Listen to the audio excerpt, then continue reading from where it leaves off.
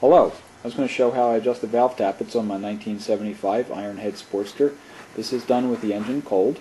Just for clarity, I'm removing the S&S air cleaner bracket just so we can get a better view of what's going on.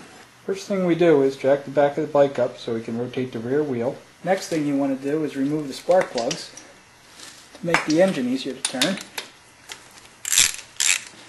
Next thing I like to do is take a bungee cord and just bungee the clutch handle back.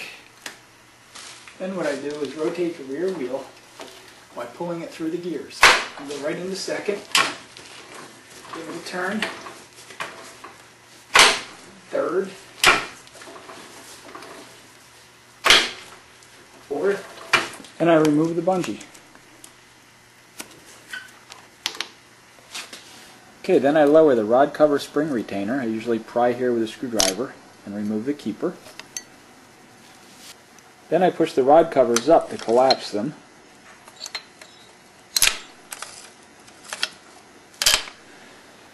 And then I fabricated a set of hooks out of a piece of solder. And I hook that underneath the rod covers and strap that up over top of the valve cover. Okay, as I rotate the engine, the tappets go up and down. I was just going to show you how they do that.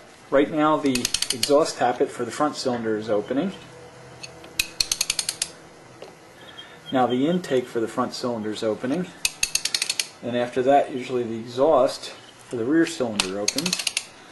And then the front, or the intake for the rear cylinder opens. When I want to adjust a particular valve, I rotate the engine until the corresponding valve on the other cylinder is all the way open. So in this case, say if I want to adjust the front exhaust valve, I rotate the engine until the rear exhaust valve's fully open.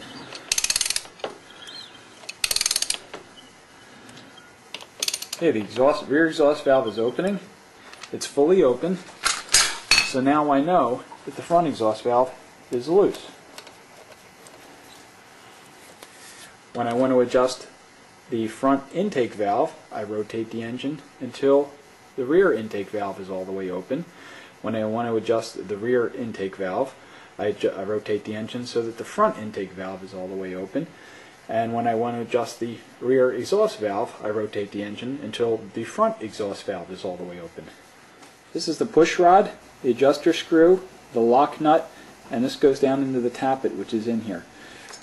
To adjust the tappet, you need a 1/2 inch and 7/16 wrench. Put the 1/2 inch wrench on the adjuster screw. Use a 7/16 wrench to loosen up the lock nut.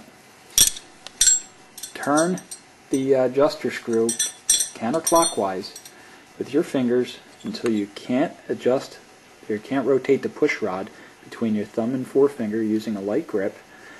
And then I back that off by turning it clockwise until I could just move it.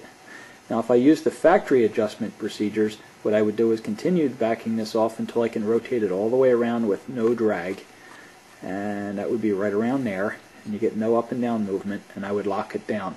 I'm going to adjust it with the procedure in the XL form, so I just tighten it back up again. I'm going to back it off until it just moves, and then on an exhaust valve you go one more flat, so I would take where this flat is and turn it until that flat's in the same position on the exhaust valve, and a 1/2 a flat on the intake valve. So I'd go where that flat is there and put the point where the flat is, and you adjust it like that on an intake valve, and then lock it down. So since this is an intake valve, I'm going to leave it right there. I'm going to get a feel for what this feels like. I'm going to put my 1/2 inch wrench on right there and hold the adjuster in that position while I tighten down the lock nut. This is only 8 to 10 foot-pounds, so don't go crazy on it. You don't need to cause damage. And then you come back and feel the push rod to make sure it feels right. There's no up and down movement. It feels good. When I'm all done the adjustments, what I do is I take my solder off, my solder hooks off, lower the push rod covers. I usually take a screwdriver just to get this top section moved up. And then what you do is you look up in here and you get that top section perfectly centered. And you look down here, you get the bottom section centered, just so that it's over the O-ring. To put the keeper back in, usually I just put the screwdriver like this, put the keeper like there, put my thumb on it, and just pry it in.